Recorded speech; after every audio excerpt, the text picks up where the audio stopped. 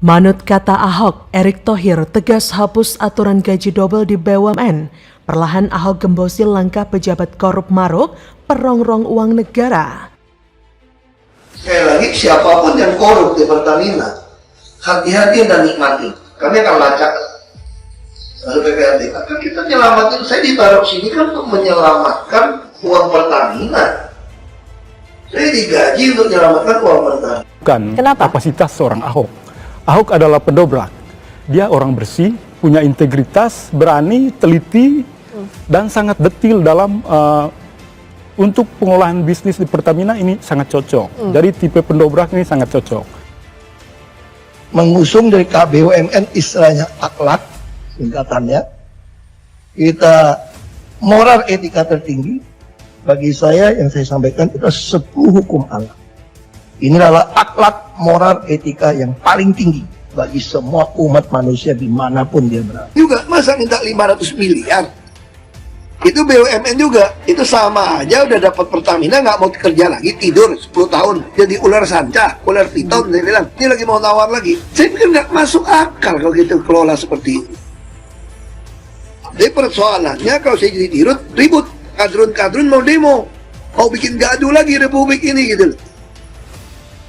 Menteri BUMN Erick Thohir melakukan pemangkasan puluhan peraturan menteri dari sebelumnya 45 aturan menjadi hanya 3 aturan saja, yaitu Permen BUMN 1 MBU 03/2023 tentang penugasan khusus dan program tanggung jawab sosial dan lingkungan BUMN. Lalu Permen BUMN 2 MBU 03/2023 tentang pedoman tata kelola dan kegiatan korporasi signifikan BUMN dan Permen BUMN 03 MBU 03/2023 tentang organ dan sumber daya manusia BUMN. Komisaris Utama PT Pertamina Persero Basuki Cahayapurnama atau Ahok merespon langkah Menteri BUMN Erick Thohir dalam membuat Omnibus Law BUMN sebagai terobosan yang positif. Menurutnya, salah satu isi Omnibus BUMN tersebut mengatur direksi perusahaan plat merah yang merangkap jabatan sebagai komisaris. Menurutnya, salah satu isi Omnibus BUMN tersebut mengatur direksi perusahaan plat merah yang merangkap jabatan sebagai komisaris. Di anak usaha tak boleh mendapatkan penghasilan ganda. Jajaran direksi yang merangkap sebagai komisaris di perusahaan BUMN lain merupakan bagian dari pekerjaan tambahan. Ahok mengungkapkan, Pertamina kemungkinan BUMN pertama yang menerapkan hal tersebut. Ia menegaskan Pertamina tidak menerapkan rangkap pendapatan sejak 2020.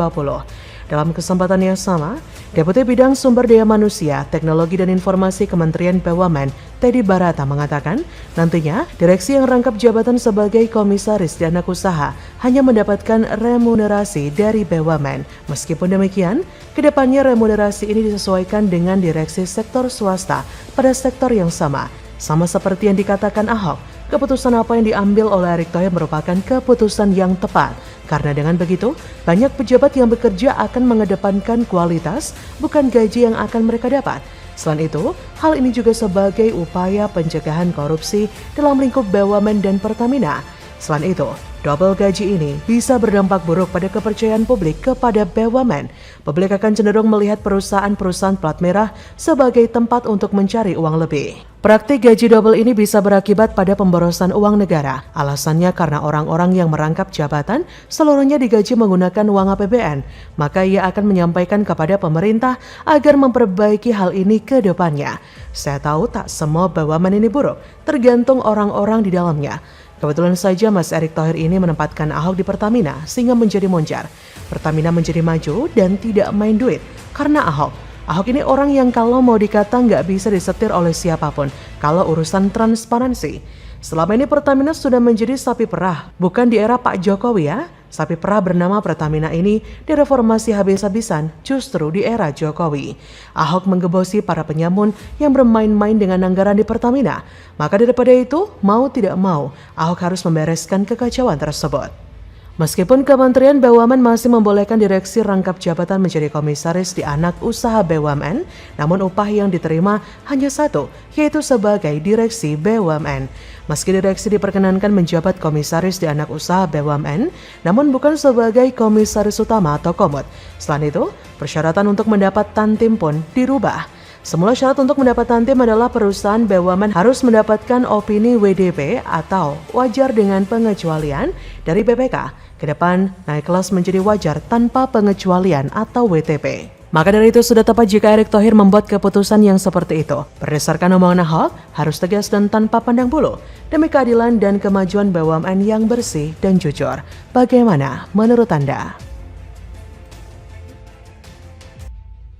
PJ Heru gempur kawasan kumuh di sekitar Istana Negara. Warga mengeluh sama sekali tak pernah dapat bantuan saat Anies menjabat. Sengaja disingkirkan perburuk citra istana. Gila benar. Penting sekali masalah wilayah Jakarta Pusat karena masih ada 1 kilometer dari istana itu ada daerah itu, yaitu adalah Johar, Taman Tinggi.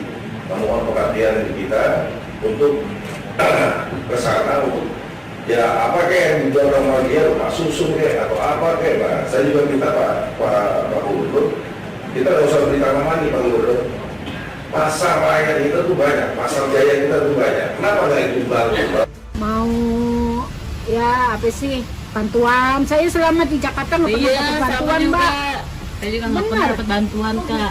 Iya. Nggak pernah didata. Iya. Ibu kota akan berpindah ke IKN. Feeling saya 10 sampai 15 tahun sampai 20 tahun Jakarta menjadi titik pertemuan di Indonesia. Dilansir dari laman merdeka.com, Pemprov Jakarta mengklaim akan menata ulang 5 kawasan kumuh di ibu kota. Hal ini merupakan tindak lanjut setelah Ketua DPRD DKI Jakarta, Prasetyo Edy Marsudi, menyoroti permukiman kumuh di Kecamatan Johar Baru, Kelurahan Tanah Tinggi, Jakarta Pusat. Lokasinya ternyata tidak jauh dari Istana Negara. Kata PJ Heru pada Kamis 23 Maret, ya tanah tinggi itu salah satu yang akan ditata. Salah satu titiknya itu ya sudah direncanakan. Kepala Sekretariat Presiden nonaktif itu tidak menjelaskan kapan Pemprov Jakarta akan melakukan penataan kawasan tersebut. Ia juga tidak mendetailkan konsep penataan dan anggaran yang diperlukan. Namun pihaknya akan mengecek kembali penataan kawasan itu. Kata PJ Heru, kami lihat dulu. Di kesempatan yang sama, Asisten Pembangunan Sekda DKI Jakarta, Afan Adriansyah mengatakan, total ada 5 kawasan yang tidak jauh dari Istana Negara akan ditata, diantaranya Tanah Tinggi. Namun, Afan tidak merinci 4 kawasan lain yang akan ditata tersebut. Ia juga tidak mengungkapkan kapan penataan ini akan dilakukan. Kata Afan, memang ada beberapa yang akan ditata, 5 wilayah, tapi listnya, daftarnya nanti kita cek lagi ya. Seperti dilansir dari laman Kompas, para warga Kecamatan Johar Baru, Jakarta Pusat berharap ada bantuan dari Pemprov Jakarta untuk memenuhi kebutuhannya sehari-hari, baik berupa sembako ataupun bantuan langsung tunai. Nining dan Ika selaku warga di kecamatan itu mengaku bahwa keluarganya tidak pernah menerima bantuan apapun dari Pemprov Jakarta selama era Anies Baswedan menjabat. Mereka hanya mendapatkan sekali bantuan pada saat COVID-19. Nining menceritakan dirinya pernah mendapatkan kompor dari pemerintah. Namun menurut Nining, untuk menerima kompor itu, warga harus membayar Rp50.000. Warga pun mempertanyakan alasan pemerintah tidak memberikan bantuan kepada mereka. Mereka juga mengaku tidak pernah diminta data sama sekali, baik dari ketua RT ataupun pemerintah. Hal itu disampaikan Nining dan Ika saat tim Kompas.com meninjau langsung ke Kecamatan Johar, Jakarta Pusat, Kamis 23 Maret. Sebelumnya, Ketua DPRD DKI Jakarta Prasetyo Edy menyoroti kawasan kumuh dekat Istana Negara. Ia meminta Pemprov Jakarta untuk mengatasi masalah kemiskinan kawasan kumuh di ibu kota. Kata Prasetyo Edy pada 17 Maret, ini penting sekali masalah di Jakarta Pusat karena masih ada yang jaraknya 1 km dari istana yang menjadi daerah kumuh. Politikus yang akrab disapa Pras ini pun mengkhawatirkan kesehatan warga yang tinggal di kawasan padat itu. Ia juga mengaku menerima keluhan dari warga Johar Baru dan Tanah Tinggi yang katanya kesulitan beristirahat lantaran terbatasnya tempat tinggal. Kata politikus PDIP itu, kondisi permukiman di Johar Baru Tanah Tinggi itu bisa 3 shift tidurnya karena di sana kan kemiskinannya sangat terlihat. Heru Budi pernah menyampaikan akan melanjutkan penataan kawasan kumuh di Jakarta. PJ Heru berencana menata permukiman kumuh yang tersebar di 250 rukun warga di ibu kota untuk meningkatkan taraf kesehatan dan kesejahteraan masyarakat. Sebelumnya, PJ Heru mengatakan jika Pemprov Jakarta bukan satu-satunya pihak yang dapat menata permukiman kumuh. Ia menjelaskan pihak-pihak lain juga dapat ambil andil untuk memperbaiki kawasan kumuh. Kata PJ Heru pada 22 Maret, ia akan membangun Jakarta nggak harus Pemprov Jakarta saja ya, bisa sarana prasarana juga bisa. Pihak lain yang mau menyumbangkan juga bisa membangun, merevitalisasi rumah warga juga bisa. PJ Heru menambahkan pembangunan Indonesia harus dilakukan bersama-sama secara kolaborasi. Maka daripada itu, ia mengajak seluruh pihak untuk turut membangun kawasan kumuh.